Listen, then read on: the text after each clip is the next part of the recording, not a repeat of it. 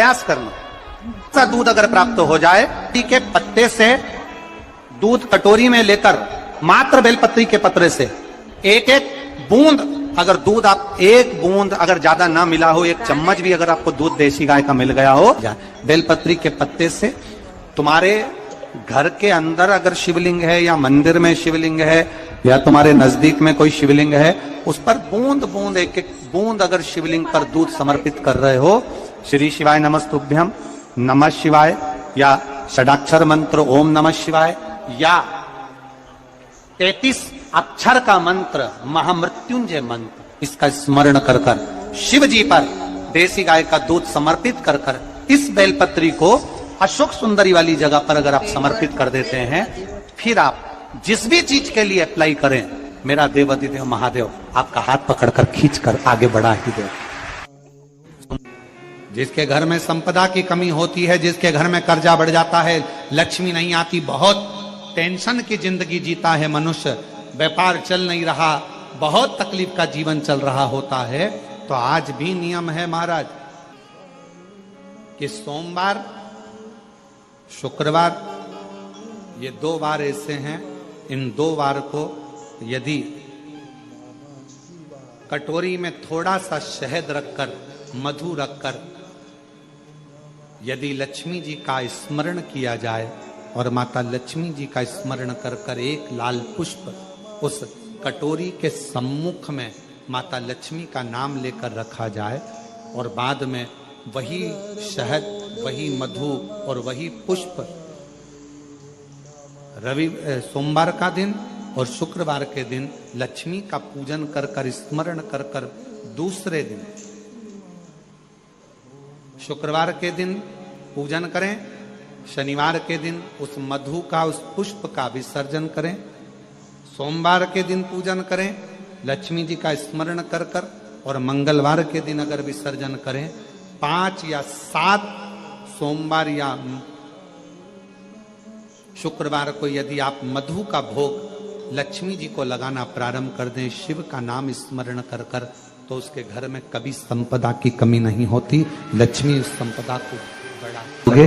5 सोमवार पूर्ण होंगे, अगर तुम्हारा दुख है वो समाप्त जरूर। अगर कष्ट का जीवन चल रहा हो, तकलीफ की जिंदगी चल रही हो, या तो 5 सोमवार या 7 सोमवार हाथ में दुर्वा, मान लो ये तुमने दुर्वा ले ली, हाथ में दुर्वा, एक बेलपत्र, और उसी हाथ में अपने घर का भरा हुआ 1 लोटा जल, पहले रखना है दुर्वा, फिर रखना है बेलपत्र, उसके बाद में हाथ में 1 लोटा जल, और दोनों हाथों का स्पर्श करते हुए जो अपना पूजन का कक्ष होता है घर के अंदर का, उस पूजन कक्ष की साक्षी में अपने कुल देवता, पितृ देवता और अन्य देवताओं का स्मरण करते हुए, बाबा बहुत दुखी हूँ, बहुत तकलीफ में हूँ, बहुत कष्ट में हूँ, बाबा को अपने मन का भाव करते हुए, हृदय से प्रार्थना करते हुए अपने घर के मंदिर से निकल कर फिर उस जल को लेकर शिवालय तक जाओ और दक्षिण की ओर खड़े होकर उत्तर की ओर मुख कर कर जल समर्पित करो। बेलपत्र और दुर्वा दोनों को अशोक सुंदरी वाली जगह पर चढ़ा दीजिए। अशोक सुंदरी की जगह तो सबको मालूम है ना। चढ़ा हुआ थोड़ा सा जल लेकर आओ, घर के दरवाजे पर उसका छींटा दे दो, लेपन कर दो, और बाबा से 5 सोमवार नियम से आप दुर्वा, बेलपत्र और जल का प्रयोग अगर करोगे, 5 सोमवार पूर्ण होंगे, जो तुम्हारा दुख है वो समाप्त जरूर होगा। शिव करना जरूर। सोमवार के दिन भगवान शंकर को अगर जल चढ़ाया जाता है तो हमारे घर में शीतलता का अनुभव होता है। अंतर्गत पहुंची और एक प्रकाश नजर आ रहा है। स्वप्न में ऐसा लगा कि मंदिर में गई और एकदम उजाला दिखा, समझ लेना कि तुम्हारा दुख कोई बड़ा था। मेरा शंकर स्वप्न में आकर याद कर कर तुम्हें काट कर जा रहा। हार चुके हम जिंदगी से, वो कटी ही नहीं रहा। थोड़ा ठीक होता फिर दुख आता, फिर ठीक होता फिर दुख आता। तो शिव और शक्ति का स्मरण करो। बेलपत्री के पेड़ के नीचे जब भी घी का दिया लगाने जाओ तो 2 बाती एक ही दिए के अंदर, एक चावल का दाना उसमें डालकर अपनी कामना कर फिर जलाओ। 3 या 4 सोमवार करके देख लो क्या जा। मान लो कोई ऐसा दुख आ ही गया कि वो कटने का नाम ही नहीं ले रहा। श्रावण के महीने में केवल शंकर जी की आराधना होती है, और भादो के महीने में शंकर भगवान, पार्वती मैया, गणेश जी, सदानंद कार्तिकेय जी, अशोक सुंदरी, भगवान शंकर की 5 बेटियां जया, विषहरा, श्यामली बारी, दौतली, देव, ये सब प्रसन्न होती है। ये फुलेरे में जो मालाएं लगती हैं, ये फुलेरे में जो फूल की मालाएं लटकाई जाती है, ये भगवान शंकर की बेटियों के भाव से। तुमरुका जी बाच रहे हैं उसको। जिन तुमरुका जी का घोड़े का मुंह है, शरीर सुंदर है, मनुष्य का है, देवऋषि नारद जैसी वीणा है उनके हाथ में, एक हाथ में करताल है, वो तुमरुका जी, वो तुमरुका जी जो शिव महापुराण की कथा को कर रहे हैं, बाच रहे हैं, सुना रहे हैं। अब शंकर की कथा में मन एक भक्त का जब लगता है तो भगवान परीक्षा भी बहुत लेता है। बहुत ध्यान देना, भक्त जब भगवान की ओर झुक जाता है, भक्त जब भगवान का हो जाता है, भक्त जब भगवान की ओर समर्पित हो जाता है, तब भगवान अपने भक्त से खेलना चालू कर देता है। तब भगवान अपने भक्त से थोड़ा थोड़ा खेलता है, मैं भक्त से भगवान थोड़ा आनंद लेता है। परीक्षा। सारंगनाथ जी का दर्शन जरूर करें। क्यों? क्योंकि वो एक ऐसा दिव्य दर्शन है।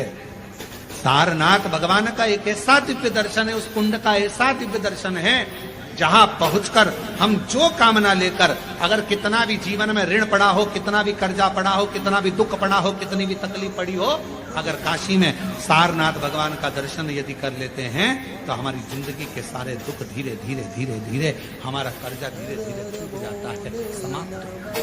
सारनाथ भगवान का इतना महत्व लिंग पुराण में भी है, शिव महापुराण में भी है, नर्मदा पुराण में भी है। सारनाथ भगवान का वर्णन स्कंद पुराण के काशी खंड में भी है। चारों पुराणों में इसका वर्णन मिलता है। और यदि संसार का कोई व्यक्ति अगर मान लो काशी में जाकर सारनाथ भगवान का दर्शन ना कर पावे और उसकी जिंदगी में बहुत कर्जा है, इतना भी धन नहीं है कि काशी जाकर सारनाथ भगवान का दर्शन करे, तो शिव महापुराण की कथा कहती है अगर बन सके तो 5 बेलपत्र, 5 दुर्वा, 5 कनेर का पुष्प, 5 काली तिल हाथ में रखकर सारनाथ भगवान का स्मरण कर कर भगवान शंकर के मंदिर में शिवलिंग पर समर्पित कर, और शिवलिंग पर समर्पित कर कर सारनाथ भगवान का स्मरण कर कर लोटा भरकर जल शिव को समर्पित करे, उसी का थोड़ा सा जल झेल कर लेकर आकर अपने घर व्यापार के ऊपर छिड़कना प्रारंभ करे। धीरे धीरे 3 महीना भी नहीं लगेगा, व्यापार वृद्धि करेगा, कर्जा चूकना प्रारंभ हो जाएगा। सारनाथ भगवान का इतना महत्व है। बोले सारनाथ महादेव की। शिव का इतना, उसको जाने, उसको पहचान। शिव महापुराण में 2 शब्द दिए हैं कि भगवान शंकर की आराधना करने वाले को भोग का भी सुख होता है और मोक्ष भी प्राप्त होता है। भोग से मतलब क्या है? कोई कामना,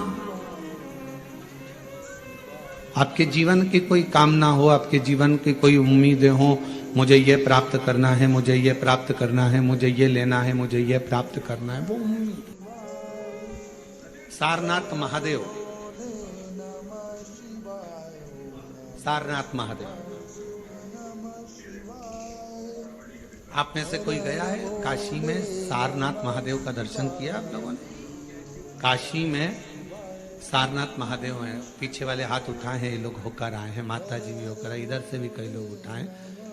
काशी में सारनाथ महादेव हैं, और जो दर्शन कर कर आए हैं उनके चरणों को हमारी तरफ से नमन है, प्रणाम। काशी में जितने भी शिव भक्त कावड़ चढ़ाने के लिए काशी में विश्वनाथ जी के यहाँ जाते हैं, वो सारनाथ जरूर जाते हैं।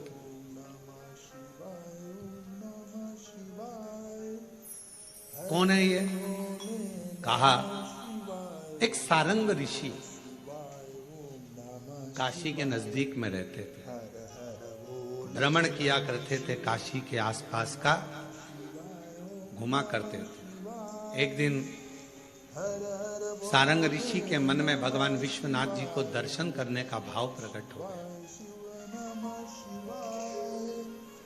हर हर भोले नमः शिवाय। काशी से थोड़ी सी दूरी पर इनका निवास था। काशी में प्रवेश नहीं करते। अब भगवान शिव की आराधना कर रहे, साधना कर रहे, और काशी में फिर इनके मन में आया कि भगवान नहीं दर्शन दे रहे तो मैं काशी में जाऊंगा, पर शिव मुझे दर्शन दे, मुझे निमंत्रण दे।